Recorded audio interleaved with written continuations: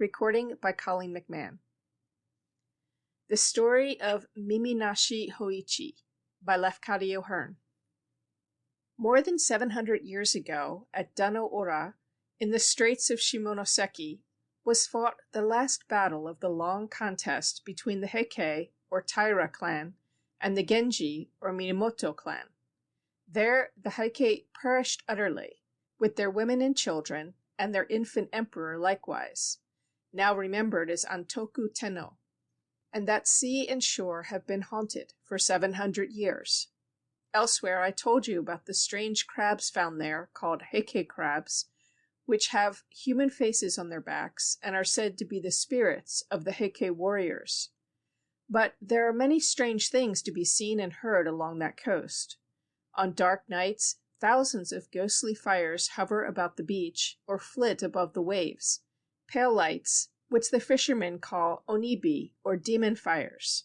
And, whenever the winds are up, a sound of great shouting comes from that sea, like a clamor of battle.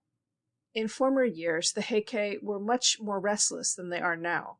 They would rise about ships passing in the night and try to sink them, and at all times they would watch for swimmers to pull them down. It was in order to appease those dead that the Buddhist temple Amidaji was built at Akamagaseki. A cemetery also was made close by, near the beach, and within it were set up monuments inscribed with the names of the drowned emperor and of his great vassals, and Buddhist services were regularly performed there on behalf of the spirits of them.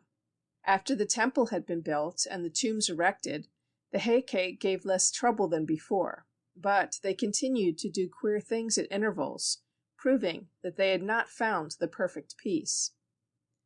Some centuries ago there lived at Akamagaseki a blind man named Hoichi, who was famed for his skill in recitation and in playing upon the biwa. From childhood he had been trained to recite and to play, and while yet a lad he had surpassed his teachers. As a professional biwa-hoshi, he became famous chiefly by his recitations of the history of the Heike and the Genji, and it is said that when he sang the song of the Battle of Dano-Ora, even the goblins, Kijin, could not refrain from tears. At the outset of his career, Hoichi was very poor, but he found a good friend to help him. The priest of the Amidaji was fond of poetry and music, and he often invited Hoichi to the temple to play and recite. Afterwards, being much impressed by the wonderful skill of the lad, the priest proposed that Hoichi should make the temple his home, and this offer was gratefully accepted. Hoichi was given a room in the temple building, and in return for food and lodging, he was required only to gratify the priest with a musical performance on certain evenings, when otherwise disengaged. One summer night, the priest was called away to perform a Buddhist service at the house of a dead parishioner, and he went there with his acolyte, leaving Hoichi alone in the temple. It was a hot night, and the blind man sought to cool himself on the veranda before his sleeping room. The veranda overlooked a small garden in the rear of the Amidaji. There Hoichi waited for the priest's return, and tried to relieve his solitude by practicing upon his biwa. Midnight passed, and the priest did not appear, but the atmosphere was still too warm for comfort within doors, and Hoichi remained outside. At last he heard steps approaching from the back gate. Somebody crossed the garden, advanced to the veranda, and halted directly in front of him. But it was not the priest. A deep voice called the blind man's name, abruptly and unceremoniously, in the manner of a samurai summoning an inferior. "Hoichi." "Hi," answered the blind man, frightened by the menace in the voice. "I am blind. I cannot know who calls." "There's nothing to fear," the stranger exclaimed, speaking more gently. "I am stopping near this temple, and have been sent to you with the message. My present lord, a person of exceedingly high rank, is now staying in Akamagaseki, with many noble attendants. He wished to view the scene of the battle of Dano-Ora, and today he visited that place. Having heard of your skill in reciting the story of the battle, he now desires to hear your performance. So you will take your biwa and come with me at once to the house where the august assembly is waiting." In those times, the order of a samurai was not to be lightly disobeyed. Hoichi donned his sandals, took his biwa, and went away with the stranger, who guided him deftly, but obliged him to walk very fast. The hand that guided was iron, and the clank of the warrior's stride proved him fully armed, probably some palace guard on duty. Hoichi's first alarm was over. He began to imagine himself in good luck, for, remembering the retainer's assurance about a person of exceedingly high rank, he thought that the lord who wished to hear the recitation could not be less than a daimyo of the first class. Presently the samurai halted, and Hoichi became aware that they had arrived at a large gateway, and he wondered, for he could not remember any large gate in that part of the town, except the main gate of the Amidaji. "Kaimon," the samurai called, and there was a sound of unbarring, and the twain passed on. They traversed a space of garden, and halted again before some entrance, and the retainer cried in a loud voice, "Within there! I have brought Hoichi." Then came sounds of feet hurrying, and screens sliding, and rain doors opening, and voices of women in converse. By the language of the women, Hoichi knew them to be domestics in some noble household, but he could not imagine to what place he had been conducted. Little time was allowed him for conjecture. After he had been helped to mount several stone steps, upon the last of which he was told to leave his sandals, a woman's hand guided him along interminable reaches of polished planking, and round pillared angles, too many to remember, and over widths amazing of matted floor, into the middle of some vast apartment. There he thought that many great people were assembled. The sound of the rustling of silk was like the sound of leaves in a forest. He also heard a great humming of voices, talking in undertones, and the speech was the speech of courts. Hoichi was told to put himself at ease, and he found a kneeling cushion ready for him. After having taken his place upon it, and tuned his instrument, the voice of a woman, whom he divined to be the rojo, or matron in charge of the female service, addressed him, saying, "It is now required that the history of the Heike be recited, to the accompaniment of the biwa." Now, the entire recital would have required a time of many nights. Therefore, Hoichi ventured a question. "As the whole of the story is not soon told, what portion is it augustly desired that I now recite?" The woman's voice made answer, "Recite the story of the battle at Den-no-ura, for the pity of it is the most deep." Then Hoichi lifted up his voice and chanted the chant of the fight on the bitter sea, wonderfully making his biwa to sound like the straining of oars and the rushing of ships, the whir and the hissing of arrows, the shouting and trampling of men, the crashing of steel upon helmets, the plunging of slain in the flood. And to left and right of him, in the pauses of his playing, he could hear voices murmuring praise. How marvelous an artist! Never in our own province was playing heard like this. Not in all the empire is there another singer like Hoichi. Then fresh courage came to him, and he played and sang yet better than before, and a hush of wonder deepened about him. But when at last he came to tell the fate of the fair and helpless, the piteous perishing of the women and children, and the death leap of Nii-no-ama with the imperial infant in her arms, then all the listeners uttered together one long, long, shuddering cry of anguish. And thereafter they wept and wailed so loudly and so wildly that the blind man was frightened by the violence and the grief that he had made. For much time the sobbing and the wailing continued, but gradually the sounds of lamentation died away, and again, in the great stillness that followed, Hoichi heard the voice of the woman whom he supposed to be the rojo. She said, "Although we had been assured that you were a very skillful player upon the biwa, and without an equal in recitative, we did not know that anyone could be so skillful as you have proved yourself tonight. Our Lord has been pleased to say that he intends to bestow upon you a fitting reward, but he desires that you shall perform before him once every night for the next 6 nights, after which time he will probably make his august return journey. Tomorrow night, therefore, you are to come here at the same hour. The retainer who tonight conducted you will be sent for you. There is another matter about which I have been ordered to inform you.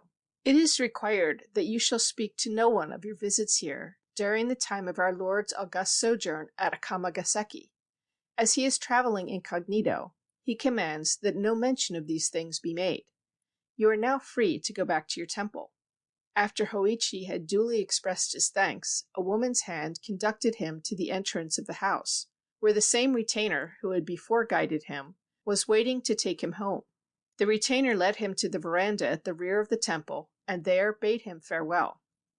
It was almost dawn when Hoichi returned, but his absence from the temple had not been observed, as the priest, coming back at a very late hour, had supposed him asleep. During the day Hoichi was able to take some rest, and he said nothing about his strange adventure. In the middle of the following night the samurai again came for him, and led him to the august assembly, where he gave another recitation with the same success that had attended his previous performance. But during the second visit his absence from the temple was accidentally discovered, and after his return in the morning he was summoned to the presence of the priest, who said to him, in a tone of kindly reproach, "We have been very anxious about you, friend Hoichi. To go out blind and alone at so late an hour is dangerous. Why did you go without telling us? I could have ordered a servant to accompany you. And where have you been?" Hoichi answered evasively, "Pardon me, kind friend. I had to attend to some private business, and I could not arrange the matter at any other hour." The priest was surprised rather than pained by Hoichi's reticence. He felt it to be unnatural, and suspected something wrong. He feared that the blind lad had been bewitched or deluded by some evil spirits. He did not ask any more questions, but he privately instructed the men servants of the temple to keep watch upon Hoichi's movements, and to follow him in case that he should again leave the temple after dark. On the very next night Hoichi was seen to leave the temple, and the servants immediately lighted their lanterns and followed after him. But it was a rainy night and very dark, and before the temple folks could get to the roadway, Hoichi had disappeared. Evidently he walked very fast, a strange thing considering his blindness, for the road was in a bad condition. The men hurried through the streets, making inquiries at every house where Hoichi was accustomed to visit, but nobody could give them any news of him. At last, as they were returning to the temple by way of the shore, they were startled by the sound of a biwa, furiously played, in the cemetery of the Amidaji. Except for some ghostly fires, such as usually flitted there on dark nights, all was blackness in that direction.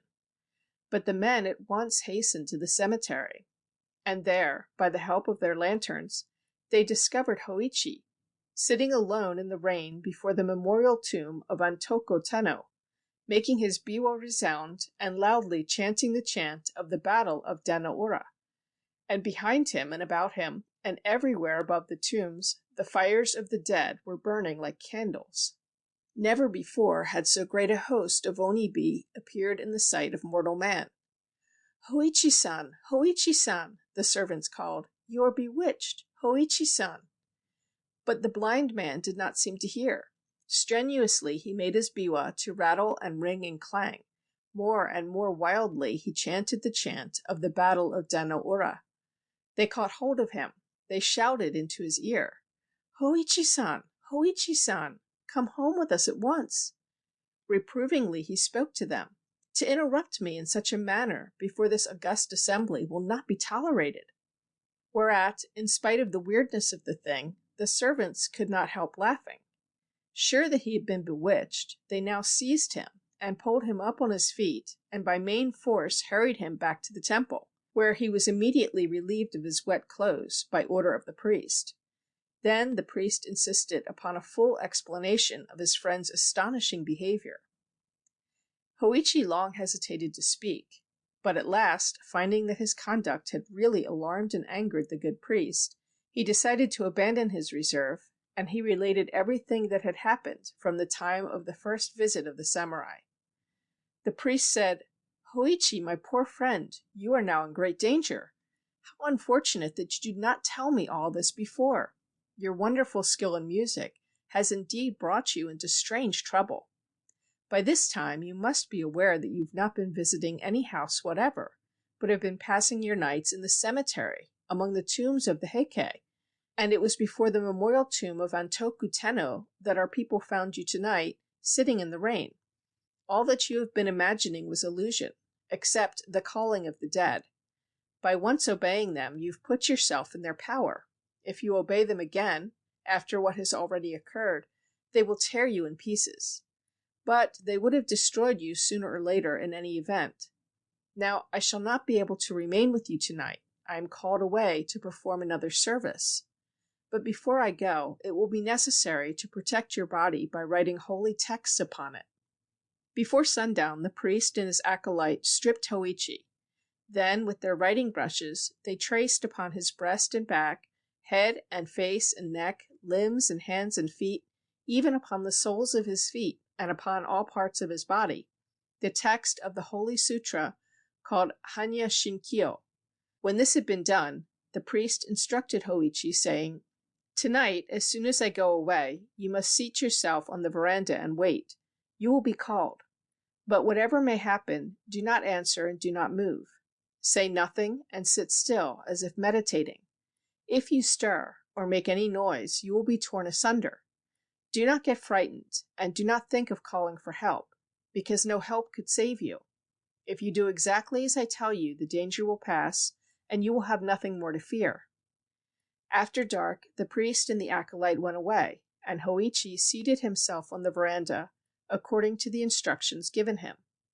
He laid his biwa on the planking beside him, and assuming the attitude of meditation, remained quite still, taking care not to cough or to breathe audibly. For hours he stayed thus. Then, from the roadway, he heard the steps approaching. They passed the gate, crossed the garden, approached the veranda, and stopped directly in front of him. "Hoichi," the deep voice called, but the blind man held his breath and sat motionless. "Hoichi," grimly called the voice a second time. Then, a third time, savagely, "Hoichi!" Hoichi remained as still as a stone, and the voice grumbled, "No answer, that won't do. Must see where the fellow is." There was a noise of heavy feet mounting upon the veranda.